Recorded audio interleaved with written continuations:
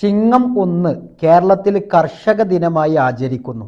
മനുഷ്യന്റെയും ഇതര ജീവികളുടെയും നിലനിൽപ്പിനാധാരമായ ആഹാരത്തിൽ മുഖ്യമായിട്ടുള്ളത് കായ്ക്കനികളും ധാന്യങ്ങളുമാണ്.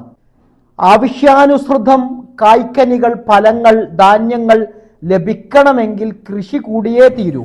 ഭക്ഷ്യോൽപാദന സേവനത്തിന് അള്ളാഹു നൽകിയിട്ടുള്ള മഹിത സ്ഥാനത്തെ വിളംബരം ചെയ്തുകൊണ്ട് തിരുനബി സ്വല്ലല്ലാഹു അലൈഹി വസല്ലം പഠിപ്പിക്കുന്നു. മാമിൻ മുസ്ലിമിൻ യഗ്രിസു ഗർസൻ ഔ യസ്റഉ സർഅൻ ഫയഅകുലു മിൻഹു ത്വയ്റുൻ ഔ ഇൻസാനുൻ ഔ ബഹീമ ഇല്ലാ കാന ലഹു ബിഹി സ്വദഖ.